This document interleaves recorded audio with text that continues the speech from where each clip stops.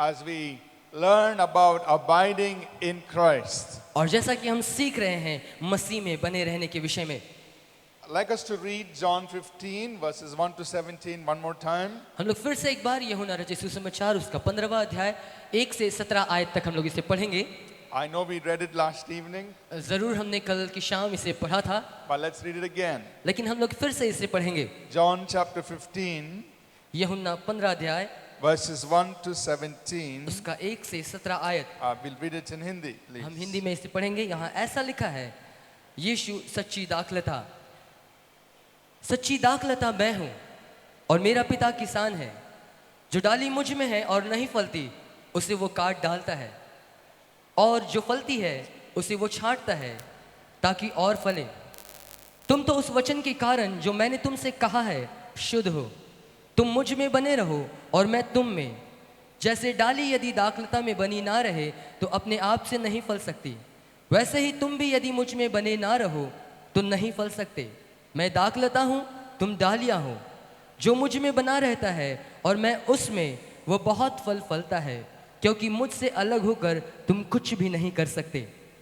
यदि कोई मुझ में बना ना रहे तो वह डाली के समान फेंक दिया जाता और सूख जाता, और लोग उन्हें बटोर कर आग में झोंक देते हैं और वे जल जाती है। यदि तुम मुझ में बने रहो और मेरा वचन तुम में बना रहे तो जो चाहो मांगो वो तुम्हारे लिए हो जाएगा। मेरे पिता की महिमा इसी से होती है कि तुम बहुत सा फल लाओ, तभी तुम मेरे चेले ठहरोगे। जैसे पिता ने मुझसे प्रेम रखा वैसा ही मैं तुमसे प्रेम रखा। मेरे प्रेम में बने रहो। यदि तुम मेरी आज्ञाओं को मानोगे तो मेरे प्रेम में बने रहोगे, जैसा कि मैंने अपने पिता की आज्ञाओं को माना है और उसके प्रेम में बना रहता हूँ। मैंने ये बातें तुमसे इसलिए कही है कि मेरा आनंद तुम में बना रहे और तुम्हारा आनंद पूरा हो जाए। मेरी आज्ञा यह है कि जैसा मैंने तुमसे प्रेम रखा वैसा ही तुम भी एक दूसरे से प्रेम रखो। इससे बड़ा प्रेम किसी का नहीं कि कोई अपने मित्रों के लिए अपना प्राण दे। जो आज्ञा मैं तुम्हें देता हूँ, यदि उसे मानो तो तुम मेरे मित्र हो। अब से मैं तुम्हें दास ना कहूँगा, क्योंकि दास नहीं जानता कि उसका स्वामी क्या करता है, परंतु मैंने तुम्हें मित्र कहा है, क्योंकि मैंने जो बातें अपने पिता से सुनी वे सब तुम्हें बता दी। तुमने मुझे नहीं चुना, परंतु मैंने तुम्हें चुना है और तुम्हें नियुक्त किया है कि तुम जाकर फल लाओ और तुम्हारा फल बना रहे, कि तुम मेरे नाम से जो कुछ पिता से मांगो वह तुम्हें दे। इन बातों की आज्ञा मैं तुम्हें इसलिए देता हूँ कि तुम एक दूसरे से प्रेम रखो। Amen. आमीन। So we looked at John chapter 15 and verse 4, और हम लोग यूहन्ना रचित सुसमाचार उसका 15 अध्याय 4 आयत को देखते हैं, where Jesus gives us the invitation. जहाँ यीशु मसीह हमें एक निमंत्रण दे रहे हैं। And he says, abide in me. और वो कहता है मुझ में बने रहो, Abide in me. मुझ में बने रहो। And so we're looking at that. और हम उस पर ध्यान दे रहे हैं। What does it mean? इसका आशय क्या है? We said yesterday that to abide in Jesus is so important. और कल की शाम हम लोग देख रहे थे उसमें बना रहना ये हमारे लिए बेहद महत्वपूर्ण है। This is the only way we can live out our life और in Christ. यही एकमात्र तरीका है जिसके द्वारा हम मसीही जीवन व्यतीत कर सकते हैं। If we don't abide in Him, यदि हम उसमें बने ना रहें, there's no life. कोई जीवन नहीं। You're like a branch that is cut off from the tree. हम उस डाली के समान होंगे जो पेड़ से काट डाला गया है, We can't bear any fruits. और हम फल नहीं ला सकते। Nothing can happen. हमारे जीवन में कुछ नहीं होगा। So abiding in Jesus is so important for us. इसलिए हमारे लिए मसीह यीशु में बना रहना बहुत महत्वपूर्ण है। And so we need to understand how to abide in Him. और इसलिए ये समझना हमारे लिए जरूरी है कि हम कैसे उसमें बने रह सकते हैं। What does it mean to abide in Him? उसमें बने रहने का मतलब क्या है? And then what will be the outcome? What will be the effects or the results or the fruits of abiding in Him? और जब हम उसमें बने रहेंगे तो इसका क्या परिणाम होगा हमारे जीवन में, हम क्या प्रतिफल पाएंगे? Yesterday we said three things. और हमने कल की शाम 3 बातों को देखा। The word abide means to stay, to remain, to dwell, to continue. बने रहने का मतलब है एक स्थान में स्थिर रहना, उस स्थान में बने रहना, वहीं पर लगातार जारी रहना। In three ways. 3 तरीके से। It means to be in the same place. उसी स्थान में स्थिर रहना। It means, secondly, with respect to time, you don't change. You stay the same through time. उसका दूसरा आशय हमने देखा कि समय के अंतराल में आपके जीवन में कोई बदलाव ना आए। And thirdly, it also means that there is no change in your heart and mind. That means you are the same through time. और तीसरा आशय यह है कि समय के अंतराल में आपका मन, आपका सोच, आपके विचार, आपके हृदय में भी कोई परिवर्तन ना हो, आप जैसा पहले सोचते थे वैसा ही रहें। So the Lord Jesus said, abide. इसलिए यीशु मसीह ने यहाँ पर कहा, बने Abide रहो, in me. मुझ में बने रहो। Then all these wonderful things will take place through your life. तब ये सारी अद्भुत बातें तुम्हारे जीवन से होकर के पूरी होंगी। So how do we abide in Jesus? हम कैसे मसीह में बने रह सकते How हैं? do we live this life? कैसे हम ये जीवन जी सकते हैं? First, we said yesterday, कल हमने पहली बात को देखा। to abide in Him means to be in a place of communion with Him. उसमें बने रहने का मतलब है उस संगति के, सहभागिता के स्थान में स्थिर रहना। That you're in a place of constant fellowship with Him. इसका मतलब कि हम लगातार उसके साथ उस संगति, उस सहभागिता में हैं। And that means there is friendship, और इसका मतलब है कि हम उसके साथ उस मित्रता में हैं, a close relationship that is developing. एक बहुत नजदीकी संबंध, एक नजदीकी मित्रता में हम हैं उसके साथ। And there is also partnership. That means we are doing things together. और उसके साथ साथ हम उसके साथ साझे का जीवन व्यतीत करें, जहां पर हम एक साथ मिलकर के सारी चीजों को कर रहे हैं। And we saw yesterday that we are called into this place of communion with the Father, with the Son, and with the Holy Spirit. और कल की शाम हम लोगों ने इस बात को देखा कि हम परमेश्वर पिता के साथ, परमेश्वर पुत्र के साथ, परमेश्वर पवित्र आत्मा के साथ उस स्थान में है जहां हम उसके साथ सहभागी होते हैं। So we walk in constant communion with और God. लगातार हम उसके साथ उस संगति में, उस सहभागिता में चल रहे हैं। We don't want anything to take us out of that place of communion with God. हम हर एक उन चीजों को दूर करते जो हमको उस संगति से दूर कर सकता है, So we abide. ताकि हम उसके साथ बने रहें, We stay in that place of communion, उस संगति के स्थान में बने रहें, of building that relationship and partnership. और उसके साथ उस संबंध में और प्रगाढ़ होते जाएं और उसके साथ साझा करके हम कार्य करें। We also mentioned two things yesterday और कल की शाम हमने और 2 बातों पर हमने चर्चा की, that we have to be careful about, और हमको इस बात के लिए बहुत सचेत रहना है because these two things can take us out of that place of communion. कि 2 ऐसी बातें हैं जो हमको उस संगति के स्थान से दूर हटा सकती है। One, पहली बात, we mentioned the busyness of things. और हमने बातचीत की हमारे जीवन की व्यस्तता के विषय में। We can get very busy doing ministry or doing other things. यदि हम अपने सेवकाई में अन्य बातों को करने में बहुत ज्यादा व्यस्त हैं, And they take us out of the place of communion. और हमारे जीवन की ये व्यस्तता हमको परमेश्वर की संगति के उस स्थान से दूर ले जाती है। Secondly, we talked about sin. दूसरी बात हमने पाप के विषय में देखा। Sin takes us out of that place of communion with ये God. पाप हमें परमेश्वर के साथ संगति के स्थान से दूर ले जाती है। So we have to watch out for these two things. हमको अपने जीवन में इन 2 बातों को देखते रहने की आवश्यकता है। So abide in me. इसलिए मुझ में बने रहो। Jesus said, abide in me. यीशु मसीह ने कहा, मुझ में बने रहो। First, to abide in Him means to be in a place of communion with Him. पहली बात, उसके साथ बने रहने का मतलब है उसके साथ संगति के स्थान में स्थिर रहना। Amen? आमीन। This session, we're going to look at the second one. इस सत्र में हम लोग दूसरे भाग को देखेंगे। To abide in Jesus यीशु में बने रहना means to live our life out of our place in Christ. Out of our place, out of our life in Christ. To abide is to live from our life in Christ. मसीह में बने रहने का मतलब यह है कि अपने जीवन से, अपने संपूर्ण जीवन से हम मसीह के लिए जीवन व्यतीत करें। Out of our life in Christ. That means we are in Christ, we live out of that. We live out of our union with Christ. हम मसीह के साथ उस एकीकरण में अपने जीवन को व्यतीत करते हैं। हम मसीह में होते हैं और मसीह के लिए अपने जीवन को हम व्यतीत करते हैं। Let's try to understand this. इसे समझने का हम प्रयास करें। Before the Lord Jesus spoke about the wine and the branch in John 15, इससे पहले कि यीशु मसीह 15 अध्याय में यहाँ पर दाखलता और डाली के विषय में बातचीत किए, he made some statements before this. इससे पहले उसने एक वक्तव्य दिया। Let's look at some of them. हम उसको जरा देखेंगे। In John chapter 6, यूहन्ना 6 अध्याय verse 56. उसका 56 वचन। John chapter 6, verse 56. यूहन्ना 6 उसका 56।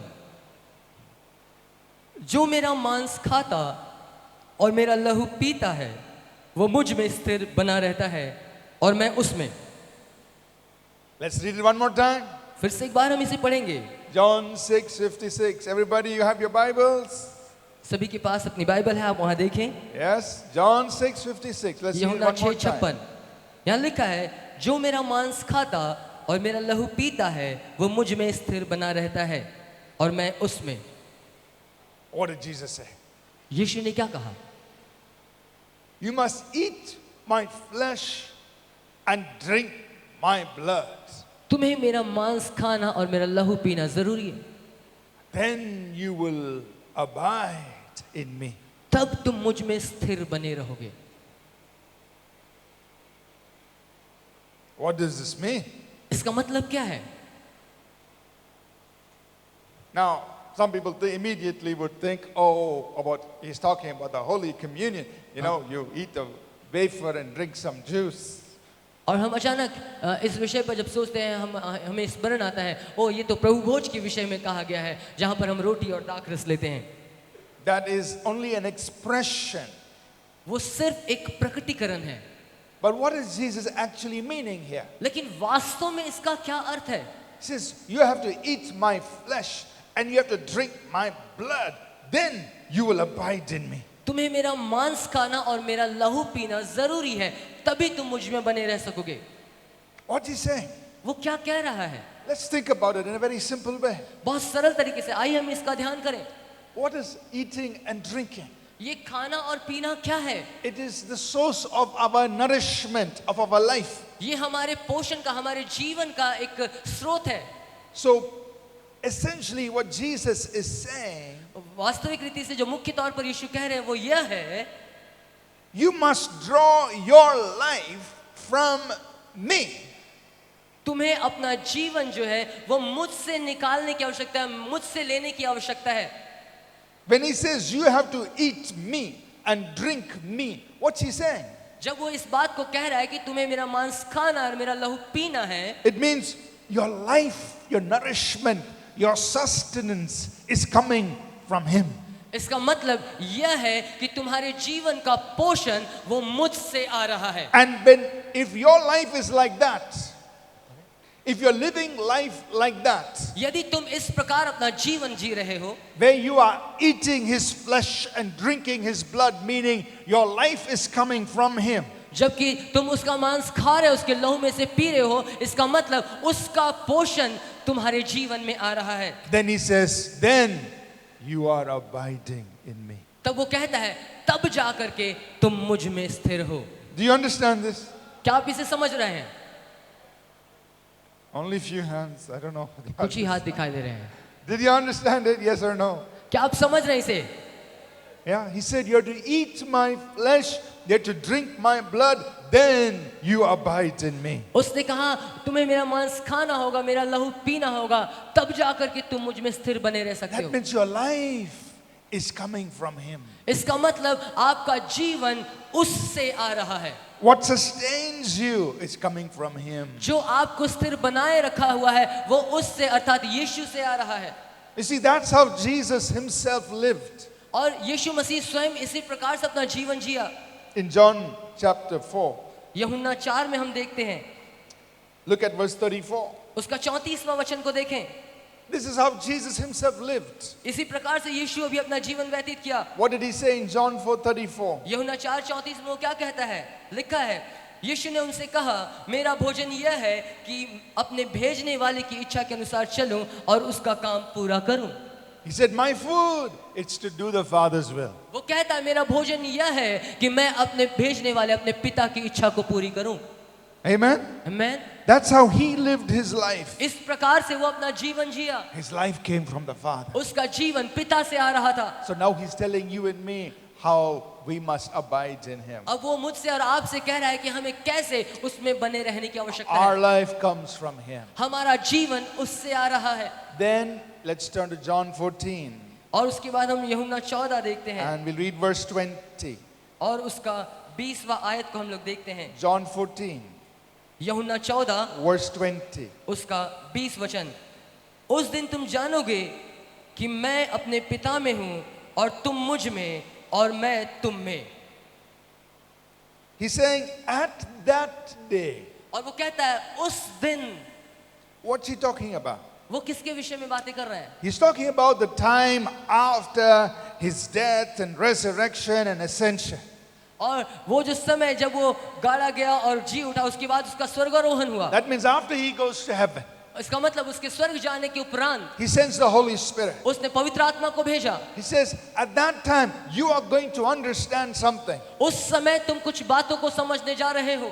At that time, when the Holy Spirit comes, he was going to give you revelation about something. और उस समय पवित्र आत्मा आएगा और तुम्हें कुछ बातों का प्रकाशन देगा। You will know. तुम जानोगे। He said, I am in my Father, और वो कहता है जैसे मैं पिता में हूँ and you are in me. और तुम मुझ में हो। So you will know. आप जान रहे हैं, You will receive revelation आपको प्रकाशन पाएंगे। that he is in the Father, वो पिता में है, and you and I are in him. आप और मैं हम उसमें हैं अर्थात यीशु में हैं। Amen? आमीन। That means there's a spiritual connection. जहां हम इसका मतलब समझते हैं एक आत्मिक संबंध है। We are in him. हम उसमें हैं, He is in us. वो हम में है। We are in him. हम उसमें हैं, He is in us. वो हम में है। A spiritual connection. एक आत्मिक संबंध। Just the same way that he is in the Father and the Father is in him. ठीक उसी प्रकार से जैसा वो स्वयं पिता में है और पिता उसमें है। So after he said this, और इस बात को कहने के पश्चात in John chapter 15, यूहन्ना 15 अध्याय में he's explaining this further. वो इन सारी चीजों को और व्याख्या करता है। And then he's using the picture of the vine and the branches. और तब उदाहरण के स्वरूप वो वहां पर उस तस्वीर को उद्धृत करता है And he's telling us, और वो हमसे कहता है abide in me. मुझ में बने रहो, Abide in me. मुझ में बने रहो। What does it mean to abide in Jesus? मसीह में बने रहने का क्या आशय है? The second statement we are making दूसरा वक्तव्य जो हम कह रहे हैं is to abide is to live from our life in Christ. और उसमें बने रहने का मतलब हम अपने जीवन से उस मसीह में बने रहें। We live from our life in Christ. हम अपने जीवन से मसीह में बने रहें। So think about the branch. अब आप शाखाओं के विषय में जरा सोचें, डालियों के विषय सोचें। It's connected to the main trunk of the tree. It's connected to the main tree. और वो पेड़ के तने से जुड़ा हुआ रहता है। Where does the branch where does the branch get its life from? और ये जो डालियां हैं, ये जो शाखाएं हैं, उसे अपना जीवन कहाँ से प्राप्त होता है? The branch is not connected to the ground directly. और ये जो शाखाएं हैं, वो सीधा जमीन से जुड़ा हुआ नहीं होता। The only life to the branch is coming through the main trunk. और इन शाखाओं का जो जीवन है वो उस तने से होकर के आता है। Jesus said, I am the vine. यीशु कहता है मैं दाखलता हूँ, You are the branches. तुम डालियां हो। So our life comes from the vine. हमारा जो जीवन है वो उस दाखलता से आता है। Are you understanding? क्या आप समझ पा रहे हैं? So how can you say, how can we tell whether we are abiding in him? हम कैसे कह सकते हैं कि हम उसमें बने हुए हैं अथवा नहीं? When we are living our life जब out of our life in him, our union with him. और जब हम उसके साथ जुड़े हुए हैं और उसमें होकर के अपने जीवन व्यतीत कर रहे हैं, तभी हम जान पाएंगे कि हाँ हमारा जीवन उससे है। You're with me so far? यहाँ तक समझ पाए आप लोग? Okay? Let's expand this a little bit more. इसको थोड़ा सा और विस्तार देंगे हम लोग। What does it mean? इसका मतलब क्या है? What does it mean to have our life from Him? इसका क्या मतलब है कि हम अपने हमारा जीवन उससे प्राप्त करना? What does it mean that we must eat His flesh and drink His blood so that, and we are saying that means our life comes from Him? What does that mean? इसका क्या आशय है? उसके मांस को खाना, उसके लहू को पीना, उससे हमारा जीवन का आना, इसका क्या आशय है? What does it mean to be a branch that is connected to the vine so that what's in the vine is now coming into us? इसका क्या आशय है कि वो शाखा जो है वो दाखलता से जुड़ी है और उसका पोषण, उसका जो भी जीवन की बातें वो जड़ से आ रही है, दाखलता से आ रही है। How do we live this out practically? हम व्यवहारिक तौर पर कैसे ऐसे जी सकते हैं? What does it mean in everyday life? हर दिन के जीवन में ये कैसे संभव है? Now first, पहली बात, we must understand हमें इस बात को समझना है that there is a spiritual connection with Jesus. यहाँ पर यीशु मसीह के साथ एक आत्मिक संबंध है। हमें इस बात को समझ लेना है। Spiritually, आत्मिक रीति से we are connected. हम उसके साथ जुड़े हुए हैं। We are in Him. हम उसमें हैं, We are connected to Him हम उसके साथ जुड़े हुए हैं spiritually. आत्मिक रीति से। First, let's look at some scriptures. 1 Corinthians chapter 1 पहला कुरिन्थियों उसका पहला अध्याय and verse 30, please. 30. 1 Corinthians chapter 1 verse 30. पहला कुरिन्थियों पहला अध्याय और उसका 30वां आयत को हम लोग देखेंगे। 1 Corinthians chapter 1 verse 30. पहला कुरिन्थियों पहला अध्याय उसका 30 वचन ऐसा लिखा है, परंतु उसी की ओर से तुम मसीह यीशु में हो, जो परमेश्वर की ओर से हमारे लिए ज्ञान ठहरा, अर्थात धर्म और पवित्रता और छुटकारा। Let's read the first part of this verse one more time. इस वचन के पहले भाग को हम लोग फिर से एक बार पढ़ें। परंतु उसी की ओर से तुम मसीह यीशु में हो, Okay. जो परमेश्वर की Yeah. ओर से हमारे लिए ज्ञान ठहरा। Yeah. So it says, but because of Him, you are in Christ Jesus. यहाँ ऐसा लिखा है, परंतु उसी की ओर से तुम मसीह यीशु में हो। You are in Christ. आप मसीह में हैं। Let's all say this together. हम सभी लोग एक साथ इसे कहें, I am in Christ. मैं मसीह में हूँ। That means we are in the Spirit. We are fully immersed in Jesus. आत्मिक रीति से हम संपूर्णतः यीशु मसीह में हैं। We are connected to Him. हम उसके साथ जुड़े हुए हैं। And how did that happen? और ये कैसे संभव है? This verse says that God has brought us into union with Christ. वचन बताती है परमेश्वर हमको उस संबंध में लेकर के आया। परमेश्वर ने ऐसा होने दिया। Who did this? किसने किया? God did it. परमेश्वर ने किया है। God brought us into union with Jesus. परमेश्वर ने हमें यीशु के पास लेके आया ताकि हमारा जीवन उसमें हो। It's not something that took place in the physical. ये कोई ऐसी बात नहीं है जो भौतिक स्तर पर ये कार्य हुआ। It's not something that took place in the mind. ये सिर्फ मन विचारों में नहीं हुआ। It's something that took place in your spirit. ये कुछ ऐसी बात है जो आपके आत्मा में पूर्ण हुआ है। So spiritually, आत्मिक रीति से you are in Christ. आप मसीह में हैं। God has brought you and united you and me in Christ. परमेश्वर ने आपको और मुझे लाया और मसीह के साथ जोड़ दिया, उसमें एक कर दिया है। We look at one more verse and we'll come back to this verse. हम लोग एक वचन को और देखेंगे और वापस फिर हम लोग यहाँ लौटेंगे। If you go to chapter 6 यदि हम छठे अध्याय में जाए, पहला कुरिन्थियों छठा अध्याय and verse 17, please. और उसका 17 आयत को यदि हम पढ़ें, 1 Corinthians chapter 6 verse 17. पहला कुरिन्थियों छठा अध्याय उसका 17 वचन यहाँ ऐसा लिखा है, और जो प्रभु की संगति में रहता है वह उसके साथ एक आत्मा हो जाता है। Let's read it one more time. इसे हम फिर से एक बार पढ़ेंगे। और जो प्रभु की संगति में रहता है वह उसके साथ एक आत्मा हो जाता है। He who is joined to the Lord. जो उसकी संगति में रहता है, What happens? क्या होता है? Spiritually, he is one आत्मिक रीति से वो आत्मा में एक हो जाता है with Jesus. यीशु मसीह के साथ में। Amen? आमीन। Let's say this together. आइए हम एक साथ मिलकर के इसे कहें। I am joined to the Lord. हम परमेश्वर के साथ जुड़े हैं। Okay, everybody, let's say it together. I'm joined to the Lord. हम परमेश्वर के साथ जुड़े हैं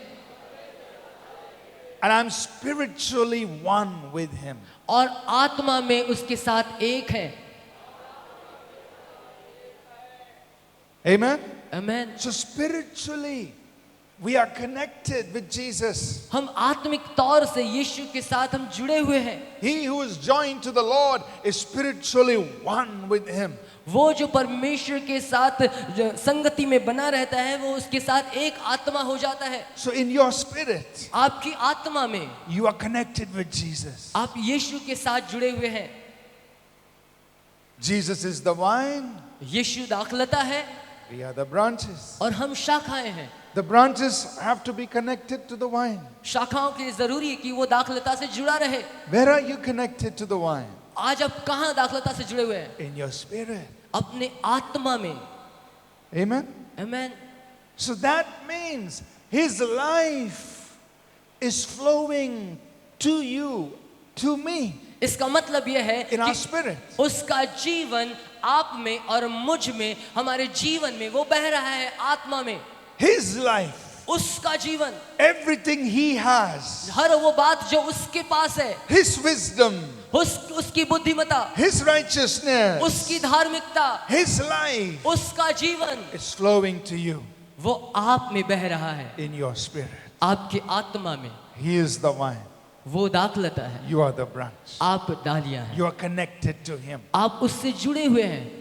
His life is flowing in you. उसका जीवन आप में बह रहा है। How are you connected to Him? आप कैसे उसके साथ जुड़े हुए हैं? In the spirit. उस आत्मा में उसके साथ जुड़े। Spiritually, you're one with Jesus. आप आत्मा में मसीह यीशु के साथ एक हैं। Let us say this together. आइए एक साथ मिलकर के कहें। Spiritually, आत्मिक रीति से I am one with Jesus. मैं यीशु के साथ एक हूँ।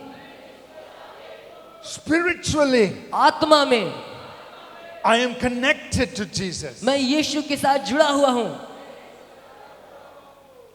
So, out of that spiritual connection or union, His life is coming to you and me. इस आत्मिक जुड़ाव की वजह से उसका जीवन हम में आ रहा है। And that's why in verse 30, if you go back to chapter 1, verse 30. हम लोग वापस कुरिन्थियों पहला अध्याय उसका 30 वचन में हम लोग आएंगे।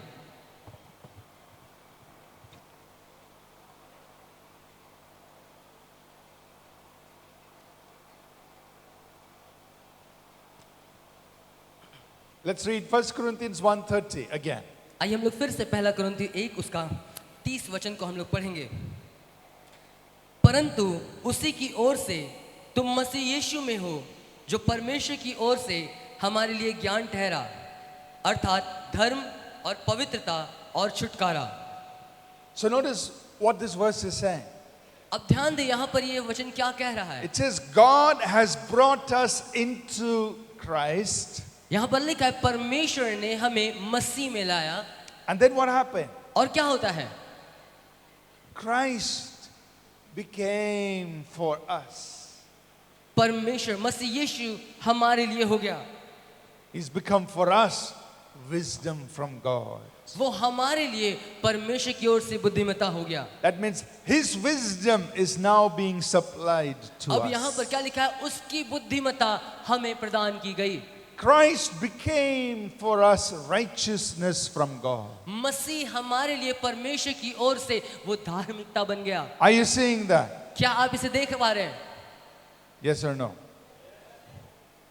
So we are now in Christ. अब हम मसीह में हैं, We are spiritually connected to Him. हम आत्मा में उससे जुड़े हुए हैं And Jesus has become He's pouring His life into us. अब यहाँ पर यीशु मसीह अपना जीवन हम में उंडेल रहा है। All that He is, हर वो बात जो उसके पास है, He has become for us. अब वो हमारे लिए हो गया है। He's releasing His wisdom, His righteousness, वो अपनी बुद्धिमत्ता, अपनी धार्मिकता हमारे जीवन में उंडेल रहा है। His holiness, उसकी पवित्रता वो हमारे जीवन में दे His रहा है। redeeming work. उसका छुटकारे का कार्य वो हमारे जीवन में He दे रहा है। is the Redeemer, वो हमारा छुड़ाने वाला है and His redemption is flowing in us. और उसका छुटकारा हम में बह रहा है। Amen. आमीन। He is the vine, वो दाखलता है, we are the branches. हम डालियां हैं, We are connected to Him, हम उसके साथ जुड़े हुए हैं and He is flowing, He's releasing और उसका जीवन वो हम में बह रहा है। His life into us. उसका जीवन वो हम में उंडेल रहा है। Amen. आमीन। Now, yesterday we mentioned this, कल की शाम हम लोगों ने इस बात को कहा that the Apostle John, who wrote the Gospel of John, और प्रेरित यूहन्ना जिसने यूहन्ना रचित सुसमाचार लिखा, he also wrote the first epistle of John. उसने यूहन्ना की पहली पत्री को भी लिखा। And in both the Gospel of John and the first epistle of John, that word abide is very important. और यूहन्ना रचित सुसमाचार और यूहन्ना की पहली पत्री, इन दोनों ही जगह में ये सहभागिता, संगति शब्द दोहराया गया है, बार-बार इस्तेमाल की गई है। The first epistle of John, that word abide, that's the main theme of that book. और पहली यूहन्ना की पहली पत्री में ये जो शब्द है सहभागिता, उसका कुंजी शब्द है। And so, in his first epistle, John is telling us how to live this life of abiding in Jesus. यूहन्ना की पहली पत्री में यूहन्ना इस बात को बता रहा है कि मसीह में बने रहने का जीवन हम कैसे जी सकते हैं। ये सारी बातें हमको यूहन्ना की पहली पत्री में मिलता है। In 1 John chapter 1, he said we must be in fellowship. और With the यूहन्ना की Father. पहली पत्री में वो कहता है कि हमें परमेश्वर पिता के साथ उस सहभागिता में बने रहने की आवश्यकता है। And we will see many things. In the rest of the chapters, he uses another phrase. He says, we are born of God. और उसमें और भी एक वक्तव्य का इस्तेमाल करता है, हम परमेश्वर से हमने जन्म पाया है। Many times he says, we are born of God. कई बार उसने इस शब्द का इस्तेमाल किया कि हम परमेश्वर के द्वारा जन्मे हैं। Or he says, we are of God. और यह इस प्रकार से कहते हैं कि हम परमेश्वर के हैं। We'll just look at two references. इन दो वचनों को हम देखते हैं। If you go with me to 1 John chapter, आइए हम लोग पहला यूहन्ना की पत्री हम लोग निकालेंगे। 1 John chapter 4 and Pehla- verse 4. पहला यूहन्ना चौथा अध्याय उसका 4 वचन। 1 John 4:4. पहला यूहन्ना 4 उसका 4 यहाँ ऐसा लिखा है, हे बालको तुम परमेश्वर के हो Yeah. और तुमने उस पर जय पाई है, क्योंकि जो तुम में है वह उससे जो संसार में है बड़ा है। So notice he says, you are of God. यहाँ पर ध्यान दे, ये शब्द दिया गया है, तुम परमेश्वर के हो। Again, if you look at verse 6, यदि हम छठे आयत को देखें, he says, we are of God. वहां पर इस प्रकार से लिखा है, हम परमेश्वर के हैं। That means we are people who have our life that comes from God.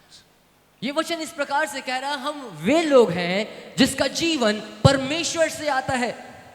We can look at chapter 5 हम 5वें अध्याय में देखते हैं, and look at verse 1. उसका पहला आयत।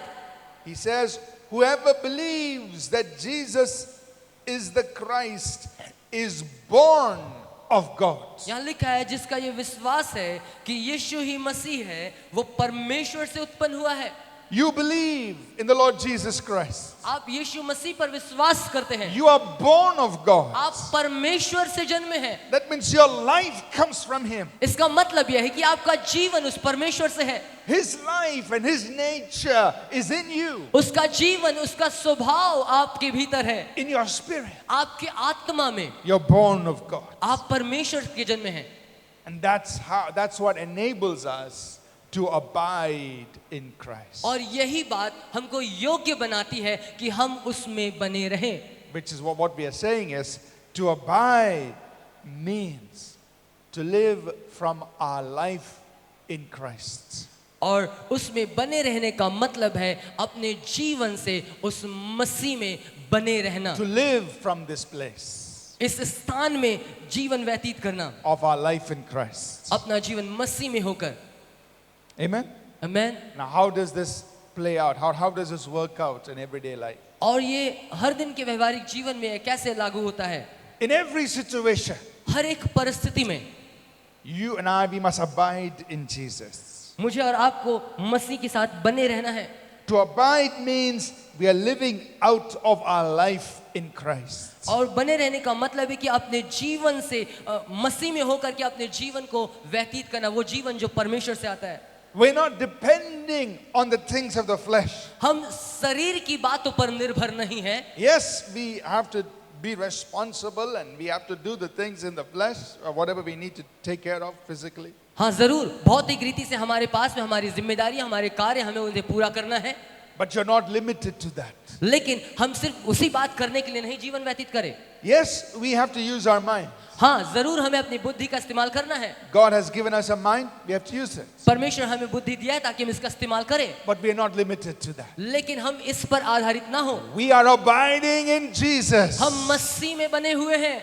We are living our life from our place of union with Him. हम उसके साथ अपना जीवन जी रहे हैं उस स्थान में रह करके जहां पर हमारा जीवन का स्रोत मसीह यीशु है। He is the wine.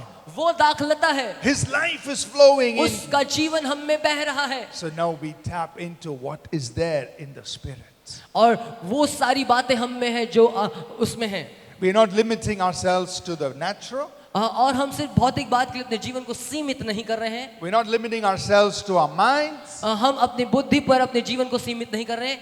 But we're living out of the life of the wine that's flowing in our spirit. लेकिन हम उस दाखलता के जीवन में अपने जीवन को आधारित किए हैं जो हम में बह रहा है। Are you understanding? क्या आप इस बात को समझ पा रहे हैं? Amen? Amen. That means you live out of your identity in Christ and you live out of what is given to you in Christ.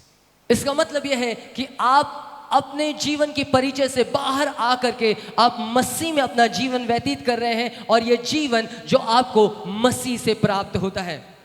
You're living out of your life in Christ. आप मसीह में होकर के अपना जीवन व्यतीत करते हैं। So for example, उदाहरण के तौर पर if the enemy comes with thoughts in our mind saying you are not righteous, God doesn't love you, God is angry with you. यदि शैतान आपके मन में इस प्रकार से विचारों को लेकर के आता है कि तुम धर्मी नहीं हो, तुम पवित्र नहीं हो।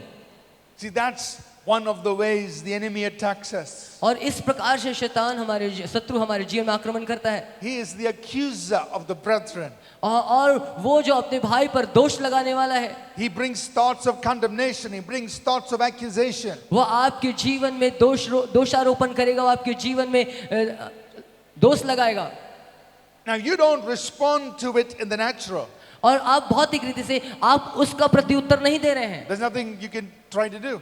आप कुछ भी और करने का प्रयास नहीं कर रहे हैं। There's no need to say, oh, in order to please God, I will go and put some money in the offering today. Then God will be happy. और आप ऐसा नहीं सोचते कि ओ मुझे परमेश्वर को प्रसन्न करने के लिए मुझे कुछ दान दशमांश देने की आवश्यकता है। Or in order to please God today, I will walk around the pulpit 10 times. और परमेश्वर को खुश करने के लिए मैं पुलपिट के चारों ओर 10 चक्कर लगाऊंगा।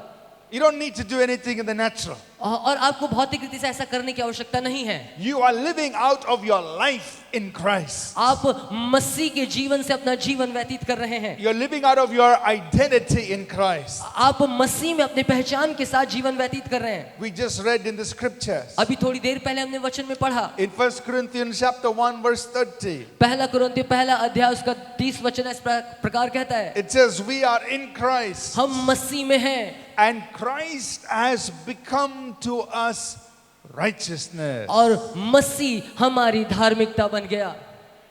Amen. Amen. Christ has become my righteousness. और वो मसीह यीशु मसीह हमारी धार्मिकता बन गया है। What does that mean? इसका आशय क्या है? It means I stand before God righteous. इसका मतलब यह है कि हम परमेश्वर के सामने प्रभु यीशु की उस धार्मिकता के साथ खड़े हैं। Why? क्यों? Because Christ has become my righteousness. क्यों? क्योंकि यीशु मसीह हमारी धार्मिकता बन गया है। Are you listening? क्या आप सुन रहे हैं? In the Spirit, आत्मा में His life उसका जीवन is flowing in you. वो हम में बह रहा है। Who He is, वो जो है, what He has done, जो उसने किया, is been given to you. वो हमको दिया गया है। He is the vine. वो दाखलता है You are a branch. और हम डालियां हैं। And your life comes from Him. और आपका जीवन उससे आता है। Amen. Amen. Your righteousness comes from Him. आपकी धार्मिकता उससे आती है। Your holiness comes from Him. आपकी पवित्रता यीशु से आती है। In Him you are accepted, you're pleasing to God. यीशु मसीह में आप परमेश्वर के निकट ग्रहण योग्य है, उसको प्रसन्न करने वाले हैं। The Bible says in Him we are justified. और वचन बताती है कि हम उसमें हम धर्मी ठहराए गए हैं। So when those wrong thoughts, when those accusing thoughts from the enemy come to your mind, और जब गलत विचार शत्रु आपके जीवन में डालता है और आप पर दोषारोपण करता है, when there are those condemning thoughts coming to your mind, और जब सारे दोष लगाने वाली बातें आपके पास आती है, what do? आप क्या करें? You're abiding in Jesus. आप मसीह यीशु में बने रहें। You're living out of your life in Jesus. आप मसीह यीशु का जीवन अपने में लेकर के जिए। You say in Jesus, वो कहता है मसीह यीशु में my identity comes from Him, मेरी पहचान यीशु मसीह से आती है, my life comes from Him. मेरा जीवन यीशु से आता है। I declare He is my righteousness. मैं घोषणा करता हूँ वो मेरी धार्मिकता है। He has made me accepted before God. उसने मुझे प्रभु के निकट ग्रहण योग्य ठहराया Are है। you understanding this? क्या आप समझ रहे हैं इसे? Amen. We Amen. have to live out of our life in Christ. हमको मसीह का जीवन अपने जीवन से व्यतीत करना है। Sometimes कई बार we face some very difficult हम situations. बहुत कठिन परिस्थितियों का सामना करते हैं। Let's take an example. उदाहरण के तौर पर Maybe there's a very complicated situation. बहुत जटिल परिस्थिति है, We don't know the answer. हमें नहीं मालूम क्या करना है, How to solve this problem? कैसे इस समस्या का समाधान करें, How to handle the situation? कैसे इस परिस्थिति को हम संभालें। You don't let that situation trouble you and disturb you and discourage you. आप नहीं चाहते कि वो समस्या, वो परिस्थिति आपके जीवन को आकर के निराश करे, आपको परेशान करे। No, you are abiding in Jesus. नहीं, आप मसीह यीशु में आप हैं।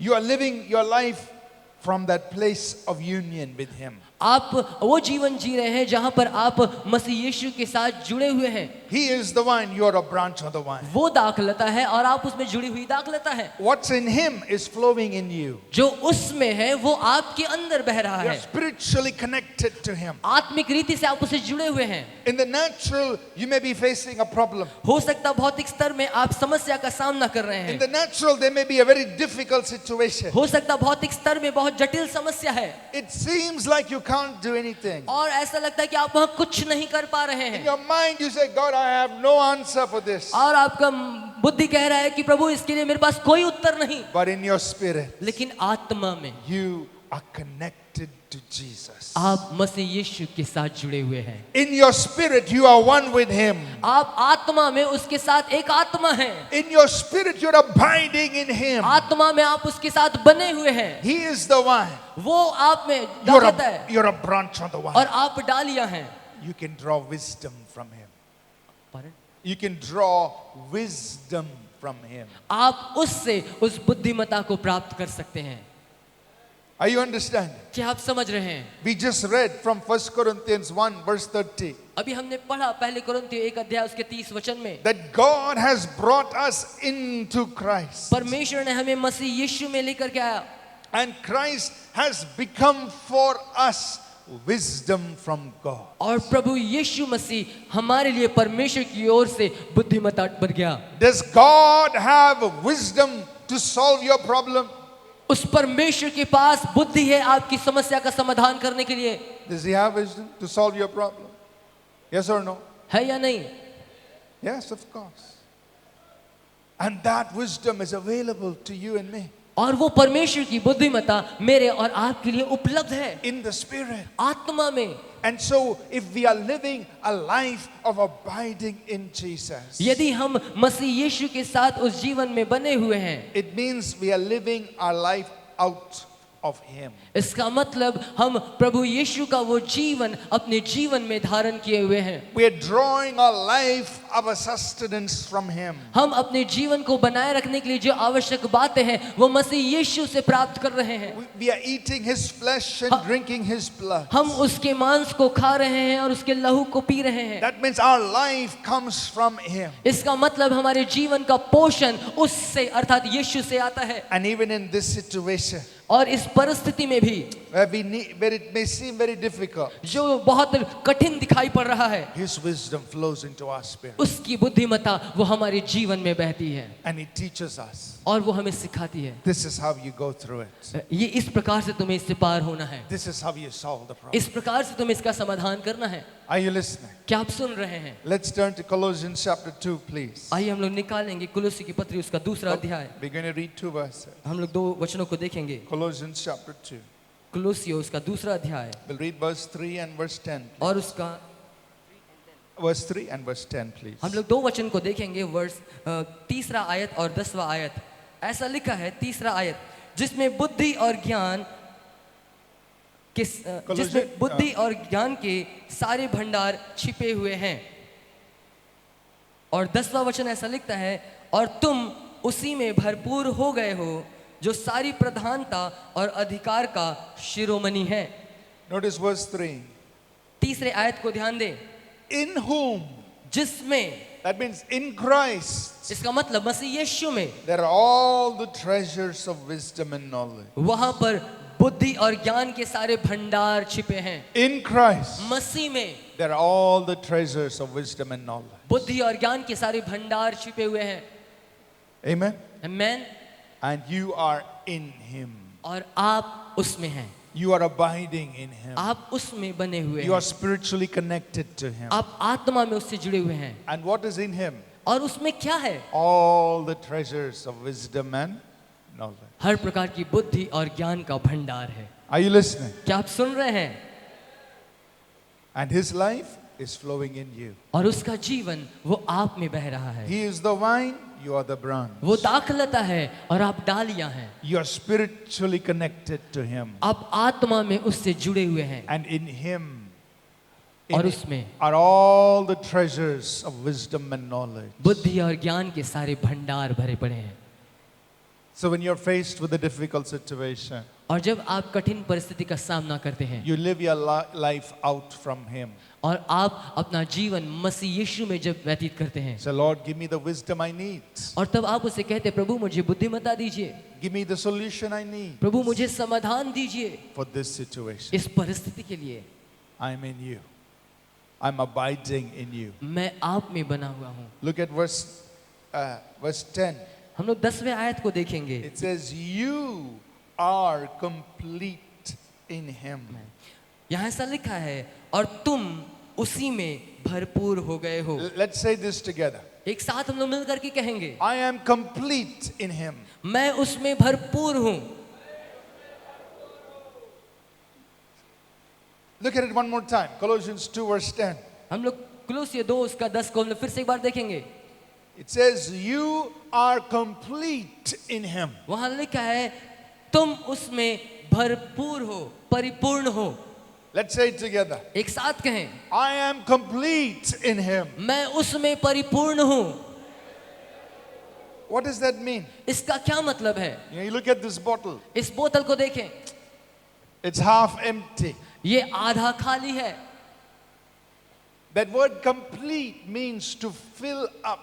और परिपूर्ण का मतलब है ये पूरा भरा हुआ होना है। So if I pour water inside and fill it up, और जब हम इसको भरेंगे पूरा, then I say it's complete. तब हम कह सकते हैं कि हाँ ये अब परिपूर्ण है, There's nothing lacking. इसमें कोई कमी नहीं। Now the Bible says, अब बाइबल बताती है, you are complete in Him. Bible बताती है तुम यीशु में परिपूर्ण हो, There's nothing lacking. उसमें कोई कमी नहीं है। You are filled. तुम भरे हुए हो। With what? Not with water, इस पानी से नहीं, but with what's in him. जो कुछ उसमें है, जो कुछ यीशु में है, What's in him जो fills you जो कुछ उसमें है, उससे आपका जीवन भरा हुआ है, because you are in him. क्योंकि आप उसमें हैं। What's in him जो उसमें है completes you. वो आपको परिपूर्ण करता है, It fills you up fully. वो आपको परिपूर्ण करता, पूरा भर देता है। So you're not lacking. आप में कोई कमी नहीं। Now you have to live your life out of that. अब आपको वो जीवन जीने की आवश्यकता है। Are you understanding? क्या आप समझ रहे हैं? To live, to abide in Jesus, यीशु में बने रहना, it means we are living life from our place in him. इसका मतलब यह है कि अपने उस स्थान से अपना जीवन उसके लिए व्यतीत करना, जो जीवन उससे हमें मिलता है। When we are in him, जब हम उसमें हैं, we have a new identity. तब हमारे पास एक नई पहचान है। When we are in him, जब हम उसमें हैं, his life is in us. उसका जीवन हम में है। Everything he's done is real for us. जो कुछ उसने किया वो हमारे लिए वास्तविक है।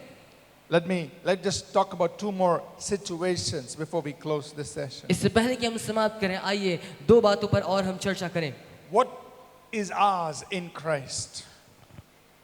मसीह में हमारे लिए क्या है? In Romans chapter 5, रोमियो 5 अध्याय we'll read verse 17, please. और उसका 17 आयत हम लोग पढ़ेंगे। रोमी 5 उसका 17। Romans chapter 5 रोमियो 5 अध्याय and verse 17. उसका 17 आयत।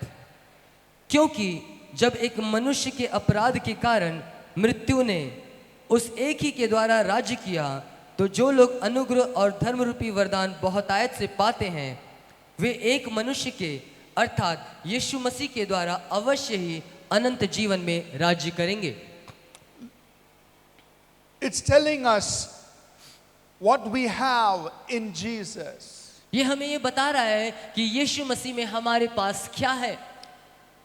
In Adam, आदम में we died. हम मर गए। He says in verse 17, for by one man's offense. और यहाँ पर लिखा है एक मनुष्य के अपराध के कारण। Who is he talking about? किसके विषय में कहा जा रहा है? Adam. ये आदम है। Adam sinned. आदम के पाप के कारण So what happened? क्या हुआ? He put us all in subjection to sin, Satan and death. और उसके अपराध के कारण हम सभी लोग उस पाप और मृत्यु और शैतान के अधीनता में आ गए। That's what he's saying here. जो ये वचन कह रहा है, For by one man's offense, death ruled through the one. और यहाँ पर लिखा है एक मनुष्य के अपराध के कारण मृत्यु हम पर राज किया। One man sinned, एक व्यक्ति का पाप, and because of his sin, और उसके पाप की वजह से sin, Satan and death ruled over everyone. पाप, शैतान और मृत्यु हर एक के ऊपर राज किया। For by one man's offense, death reigned through the one. Through Adam, it reigned, it ruled, it had dominion over every person who came from Adam's race. और एक मनुष्य के अपराध के कारण उस आदम के द्वारा ये मृत्यु हर एक मनुष्य के ऊपर में राज्य किया। So in Adam, आदम में we are all subject to sin, Satan, death. हम सभी लोग पाप, मृत्यु और शैतान के अधीनस्थ हो गए। Sin, Satan, death reigns over us. और ये हम पर राज्य किया। But what did Jesus do? लेकिन यीशु ने क्या किया? It says, यहाँ लिखा है, much more, those who receive abundance of grace and of the gift of righteousness, we will reign in life through the one Jesus Christ. जो लोग अनुग्रह और धर्म रूपी वरदान बहुतायत से पाते हैं, वे एक मनुष्य के अर्थात यीशु मसीह के द्वारा अवश्य ही अनंत जीवन में राज्य करेंगे। So through Jesus, यीशु मसीह के द्वारा से we have received abundance of grace and the gift of righteousness. हम उस अनुग्रह की बहुतायत को और धार्मिकता के दान को अपने जीवन में प्राप्त करते हैं। In Adam, आदम में sin, Satan, death. शैतान, पाप और मृत्यु। In Jesus, यीशु में grace and righteousness. अनुग्रह और धार्मिकता। Are you understanding? क्या आप समझ रहे हैं? In Adam, आदम में there was sin, पाप है, Satan, शैतान है, death मृत्यु है, reigned over us. वो हमारे ऊपर राज्य किया। In Jesus, यीशु में God has given us abundance of grace, unlimited grace परमेश्वर and ने- righteousness.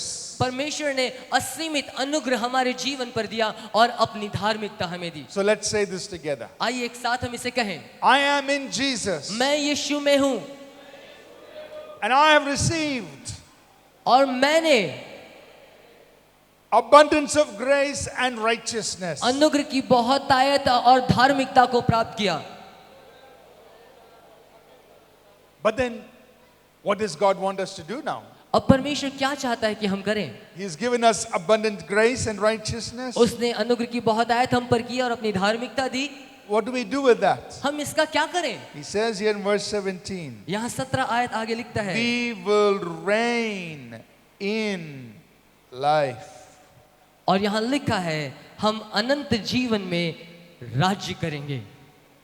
In Adam, आदम में sin, Satan, death reigned or ruled or dominated us. पाप, शैतान और मृत्यु वो हमारे ऊपर राज्य किया, हम पर अधिकार बनाया। In Jesus, यीशु मसीह में we have received abundance of grace and हमने righteousness. अनुग्रह की बहुतायत और धार्मिकता को हासिल किया। So what will happen now? अब क्या होगा? We will reign in life.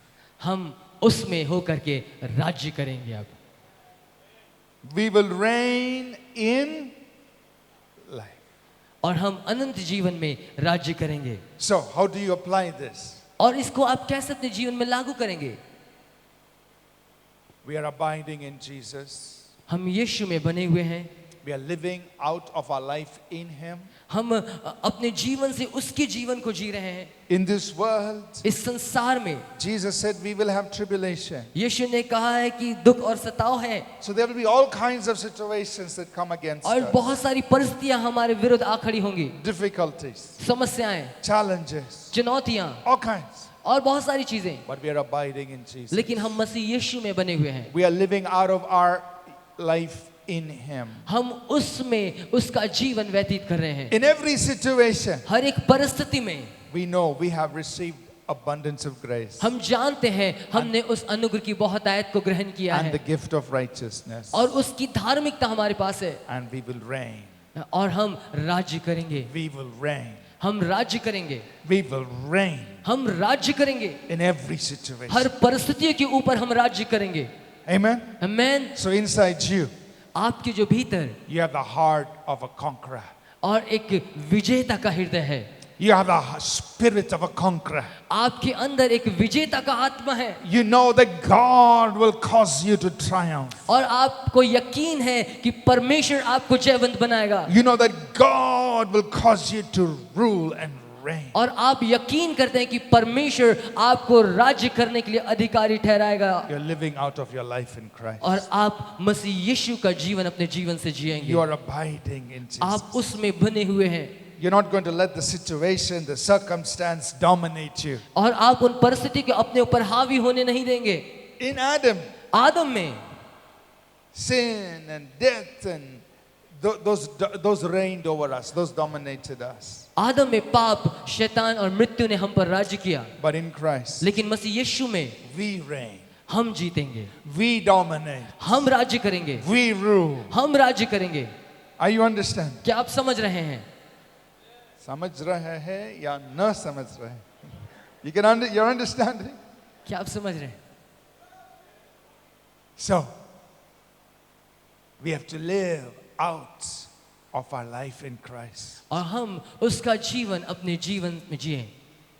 We are abiding in Jesus. हम यीशु मसीह में बने हुए हैं। He is the vine. वो दाखलता है, We are a branch on the vine. हम उसकी डालियां हैं। His life is flowing in us. उसका जीवन हम में बह रहा And we है are living out of that life. और हम उसके जीवन को प्राप्त कर रहे हैं। And so in every situation, और इसलिए हर एक परिस्थिति में you say, Jesus, हम कहेंगे यीशु I thank you, you've given me abundance of grace. मैं आपके अनुग्रह की बहुत आयत के लिए धन्यवाद करता हूँ Thank you, you've given me the gift of और righteousness. आपने धार्मिकता का दान हमें दिया And I will reign और आप हमें राज्य करने के लिए बनाते over हैं this situation, इन परिस्थिति के ऊपर over this circumstance, इन समस्याओं के ऊपर over this challenge. इस चुनौती के ऊपर I'm not going to let these things put me down. मैं इन सारी परिस्थितियों को अपने आप को नीचे करने नहीं I'm दूंगा living my life from Him. मैं आपसे जीवन प्राप्त करता हूँ My life comes from Him. मेरा जीवन आपसे आता है My strength comes from Him. मेरा सामर्थ उससे आता है My courage comes from Him. मेरा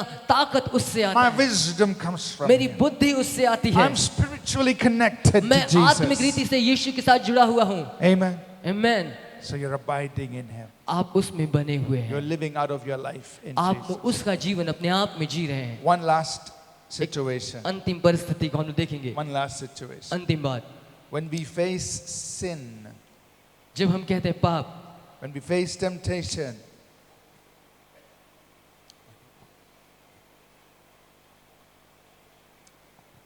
when we face sin, जब हम पाप का सामना करते हैं when we face temptation, जब हम प्रलोभन का सामना करते हैं what do we do? हम क्या करते हैं Don't look around you and say, that person is sinning and that person is sinning, so I will also sin.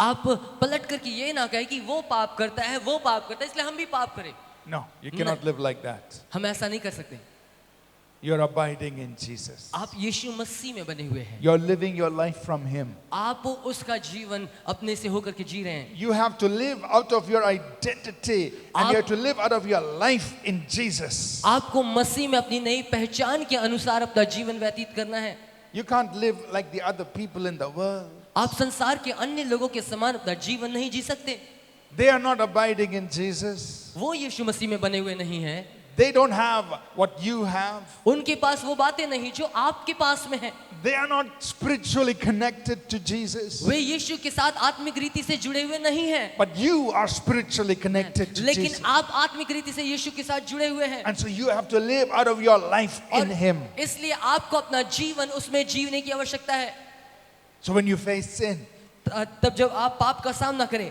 you face temptation, प्रलोभन का सामना करें when sin tries to enslave you, जब पाप आपको गुलाम बनाना चाहे what do you have? आपके पास क्या है In Romans chapter 6, रोमी 6 अध्याय this is what you and I have. ये जो हमारे पास में है Romans chapter 6, verses 6 and 7. और रोमी 6 उसका 6 और 7 वचन And we'll read verse 14 also. और इसके साथ हम 14 आयत को भी पढ़ेंगे ऐसा लिखा है Romans chapter 6, verse 6, 7 and 14. रोमी 6 अध्याय उसका 6, 7 और 14 हम जानते हैं कि हमारा पुराना मनुष्यत्व उसके साथ क्रूस पर चढ़ाया गया ताकि पाप का शरीर व्यर्थ हो जाए और हम आगे को पाप के दासत्व में ना रहें क्योंकि जो मर गया वो पाप से छूटकर धर्मी ठहरा 14 आयत ऐसा लिखता है तब तुम पर पाप की प्रभुता ना होगी क्योंकि तुम व्यवस्था के अधीन नहीं वरन अनुग्रह के अधीन हो So what do you have in Jesus? यीशु मसीह में आपके पास क्या है You have freedom from sin. आपके पास पाप से छुटकारा है What does the Bible say here? Bible क्या कहती है यहाँ पे It says in verse 6, 6 आयत में कहता है know this. इस बात को जान ले Sometimes believers don't know this. कई बार विश्वासी ध्यान नहीं देते That's why they are still in bondage to sin. इसके वजह से वो आज भी पाप की दासत्व में पाए जाते हैं But the Bible says, you're knowing this. लेकिन बाइबल का वचन यहाँ पर बताता है इस बात को जान ले What should you know? आपको क्या जानने की आवश्यकता है He says, our old man was crucified with him. यहाँ पर लिखा हुआ है हमारा पुराना मनुष्यत्व यीशु के साथ क्रूस पर चढ़ाया गया है The old man was crucified. और हमारा पुराना मनुष्य तो क्रूसित कर दिया गया It's dead. वो मर गया It's nailed to the cross. वो क्रूस पर ठोक दिया गया God destroyed it. परमेश्वर ने उसे खत्म कर दिया The old man वो पुराना मनुष्यत्व was crucified with him. वो उसमें क्रूसित हो गया है And what is the result? उसका परिणाम क्या है That the body of sin or the power of sin might be done away with. वो देह जिसमें पाप का राज्य था, जिस पर पाप का अधिकार था, वो व्यर्थ हो गया, वो नष्ट कर दिया गया। And so we no longer are slaves और of sin. अब हम पाप के गुलाम, पाप के दासत्व में नहीं रहे। Amen. Amen. Let's say this together. आइए एक साथ मिल करके कहें, My old man मेरा पुराना मनुष्यत्व was crucified on the cross, वो क्रूस पर क्रूसित कर दिया गया, and the power of sin और पाप का सामर्थ was removed, वो हटा दिया गया, and I am no longer a slave of sin. और अब मैं पाप का दासत्व में ना रहा। Amen. Amen. This is what we have in Jesus. ये हमारे पास यीशु मसीह में है। In Jesus, यीशु मसीह में you are free from the power of sin. आप पाप के साथ ताकत से आप आजाद हैं। Notice verse 7. 7वें आयत को ध्यान दें। He who has died is freed from sin. वो जो मर गया वो पाप से छूट गया है। You are dead. आप मर गए, Your old man is dead. आपका पुराना मनुष्य तो मर गया, You're free from sin. आप पाप से छूट गए हैं। Now just imagine अब कल्पना करें, a drunkard. एक पियक्कड़ Every day he drinks. हर दिन वो पीता है, Drink, morning till evening. और सुबह से लेकर के शाम तक वो पी रहा है, Drinking. बस पी रहा है और पी रहा है, But one day he dies. और एक दिन वो मर जाता है। You put him in the casket, और उसके बाद उसे कॉफिन में रखा जाता है, and around the coffin you put all his favorite liquor bottles. और उसके कॉफिन के चारों ओर आप उसके पसंदीदा शराब की बोतलों को आप रख देते हैं। Will he get up and drink? क्या आप सोचते हैं उठ करके पिएगा? Yes or no? हाँ या नहीं? He's dead. वो मर गया है, Even his little finger will not move यहाँ तक कि उसकी छोटी उंगली, कानी उंगली भी नहीं हिलेगी, because he's dead. क्योंकि वो मर गया है। That's who you and I are. और वही मेरे और आपके साथ भी हुआ है। We are dead. हम मर गए, The old man is dead. हमारा पुराना मनुष्यत्व वो मर गया है, वो क्रूसित कर दिया, क्रूस पर चढ़ा दिया गया है।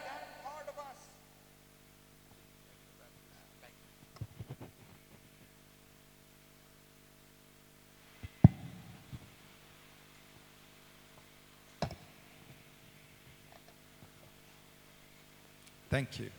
धन्यवाद। That part of us that used to sin और वो भाग जो पाप में लिप्त था is dead. वो मर गया है। The power of sin, पाप का सामर्थ God has removed it. परमेश्वर ने उसे हटा दिया है। In Jesus, यीशु मसीह में you and I are free from sin. हम और आप पाप से छुड़ा लिए गए। And that's why he says in verse 14, और इसलिए यहाँ पर 14 आयत ऐसा लिखता है, sin will not have dominion over you. तब तुम पर पाप की प्रभुता ना होगी। Let's say this together. आइए एक साथ मिलकर इसे कहें, Sin will not have dominion over me. पाप की प्रभुता मुझ पर ना होगी।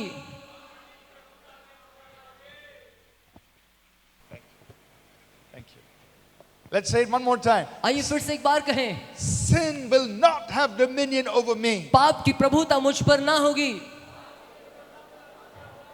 You know that verse says, because you are not under the law but under grace. आगे वचन बताता है, क्योंकि तुम व्यवस्था के अधीन नहीं, तुम अनुग्रह के अधीन हो। See, under the law, व्यवस्था के अधीन God told the people what to do and what not to do. परमेश्वर ने लोगों से क्या करना है और क्या नहीं करना है, इन सारी बातों को व्यवस्था में बताया, But they had no power लेकिन उनके पास सामर्थ नहीं to obey that. ताकि उस बात को वो मान सके। That's under the law. ये व्यवस्था के अधीन रहकर, But under grace, लेकिन अनुग्रह में क्या है?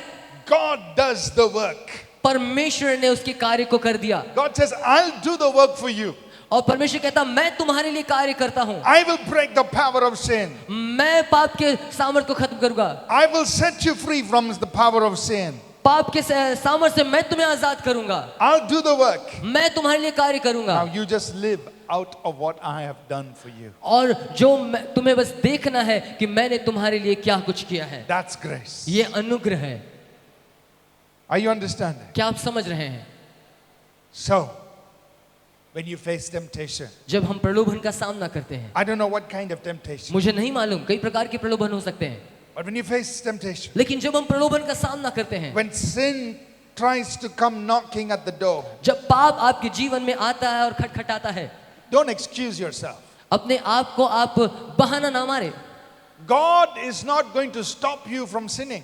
परमेश्वर आपको पाप करने से नहीं रोकता, That is your choice. ये आपका चुनाव है।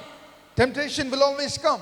हमेशा प्रलोभन आपके सामने आएगा, But God has said, लेकिन परमेश्वर ने कहा abide in me. मुझ में बने रहो। Jesus said, abide in me. यीशु ने कहा मुझ में बने रहो। In him, उसमें sin will not have dominion over you. पाप आप पर प्रभुता नहीं कर पाएगा। In him, यीशु मसीह में the power of sin has been broken off of your life. पाप का सामर्थ आपके जीवन से तोड़ दिया गया है। In him, यीशु मसीह में you are dead to sin. आप पाप के लिए मर गए हैं। Now you live your life from there. अब अपना जीवन आप मसीह में जिए। Amen. Amen. So you look at the temptation, अब आप पाप को देखते हैं, you look at the sin, आप पाप को देखते हैं, प्रलोभन को देखते and हैं, you say, you will not have dominion over me. और आप कहते हैं तू मेरे ऊपर राज्य नहीं कर सकता। I am abiding in Jesus. मैं मसीह यीशु में बना हुआ हूँ। I'm living my life from him. मैं अपना जीवन उससे जीवन पा करके जी रहा हूँ। He is the vine, I'm a branch. वो दाखलता है, मैं डालिया हूँ। His life is flowing उसका through me. जीवन मुझ में से होकर के बह रहा है, His life is driving darkness out of me. और उसका जीवन वो मुझको सामर्थ प्रदान कर रहा है। His life is in me. उसका जीवन मुझ में है। Sin will not have dominion over me. पाप की प्रभुता अब मुझ पर न होगी। That's how I'm living my life. इस प्रकार हमें अपना जीवन जीना Are है। you listening? क्या आप सुन रहे हैं? Amen. Amen. So, the second statement we made this morning आज की सुबह जिस दूसरे वक्तव्य को हम देख रहे हैं is this. वो ये है, To abide उसमें बने रहना is to live from our life in Christ. अपने जीवन से मसीह का जीवन जीना। What do you have in Christ? मसीह में आपके पास क्या है? What is your identity in Christ? मसीह में आपकी पहचान क्या है? What is coming into you through him? उसके द्वारा आप में क्या आ रहा है? Live from that. उसमें अपने जीवन व्यतीत करें। You're abiding in Jesus. आप यीशु मसीह में बने हुए हैं। He is the vine. वो दाखलता है, You're a branch. आप डाली हैं। His life is flowing in you. उसका जीवन आप में बह रहा है, You are complete in him. आप उसमें परिपूर्ण हैं। You are eating his flesh and आप- drinking his blood. उसके मांस को खा रहे हैं, उसके लहू को पी रहे हैं। That means his life is what is sustaining you. इसका मतलब उसके जीवन में जो है वो आपको पोषित कर रहा है, आपको जीवन दे रहा है। Spiritually, you're one with him. आत्मा में आप उसके साथ जुड़े हुए हैं, You're abiding in him. आप उसमें बने हुए हैं। Amen. Amen. Let's rise to our feet. We're going to pray, please. आइए अपने स्थानों में हम खड़े हो जाएं, हम प्रार्थना में जाएंगे।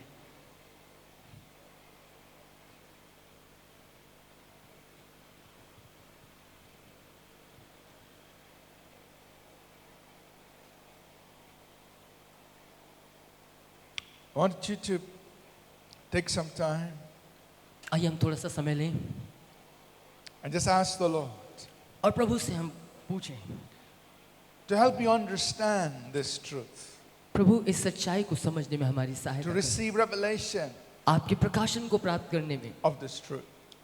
इस सच्चाई के। Say, Lord, help me understand this. प्रभु आप मेरी सहायता करें इसे समझने के लिए। Help me open my eyes, open my understanding, God. प्रभु हमारी आंखों को, हमारी समझ को आप खोलिए, Help me receive this in my spirit. हमारी सहायता कीजिए ताकि इसे आत्मा में हम प्राप्त कर सकें, And God, help me to live out of this. और कैसे हम आप में जीवन जी सकते हैं, आप सहायता करें। Help me to live out of my life in Christ. प्रभु जी हम मसीह में अपना जीवन कैसे जी सकते हैं, आप बताएं। In every situation, हर एक परिस्थिति में I want to abide in Jesus. मैं मसीह यीशु में बना रहना चाहता हूँ। Which means इसका मतलब I must stay in a place of communion with Him, मैं संगति के उस स्थान में आपके साथ बना हुआ हूँ, and I must live from my life in Christ. और अपने जीवन से मैं मसीह का जीवन जीऊंगा, I must live from that place और मैं उस स्थान में जीवन जीऊंगा जहाँ पर आपका जीवन जी सकूं, of union with Him. आपके साथ उस संगति का जीवन। What has He given me? उसने मुझे क्या दिया है, What has He done for me? उसने मेरे लिए क्या किया है, What is coming to me through Him? उसके द्वारा मेरे जीवन में क्या आ रहा है, I must live out of that. मैं उसमें अपने जीवन व्यतीत करूं। And that's what it means to abide in Jesus. और यही मतलब है, यही आशय है यीशु में बने रहने का। Father, we just pray right now. पिता इस कड़ी हम प्रार्थना करते हैं, Open our hearts. हमारे हृदय को खोल, Open our mind. हमारी बुद्धि को खोल, That we may understand these things. कि हम इन सच्चाइयों को जान और समझ सकें। And God, that we will begin to walk in them. और प्रभु सहायता कर कि हम इसमें चलना आरंभ कर सकें, That we will truly walk in the life that we have in Jesus. ताकि हम उस जीवन को जो आप में पाया है उसमें अपना जीवन व्यतीत कर सकें। Father, even now, by the power of your words, प्रभु आपके वचन के सामर्थ्य के द्वारा, by the power of your Holy Spirit, आपके पवित्र आत्मा के सामर्थ्य के द्वारा, do a powerful work in each one, Lord. प्रभु जी हमें से हर एक को सामर्थ्य कर, Open our hearts, हमारे हृदय को खोल, open our minds, हमारी बुद्धि को खोल। and God, let your truths do a deep work. प्रभु आपके वचन की सच्चाई हमारे जीवन में गहरा कार्य करने पाए। Let your truths set us free. प्रभु जी आपका सत्य वचन हमें आजाद करने पाए। God, let your truth liberate us. प्रभु जी आपका सत्य हमारे जीवन से व्यवहार करने पाए। God, even in this place this morning, आज की सुबह इस स्थान में let healings take place. प्रभु जी चंगाई या स्थान लेने पाए। Let deliverance take place. प्रभु जी छुटकारा लोगों के जीवन में आने Let पाए। people be set free हर एक लोग इसका जी आजादी होने by पाए, the power of your word, आपके वचन के सामर्थ्य के by the द्वारा, power of your Holy आपके Spirit. पवित्र आत्मा के सामर्थ्य के द्वारा। Because your word is truth. आपका वचन सच्चा है, Your word is truth. आपका वचन सच्चा है। We thank you, God. हम धन्यवाद देते प्रभु, Thank you, Lord Jesus. धन्यवाद प्रभु यीशु, We thank you, God. धन्यवाद। We praise your name. हम स्तुति देते हैं आपके नाम को, Praise your name. आपके नाम को ऊंचा उठाते हैं। Thank you, Lord. धन्यवाद प्रभु। Take a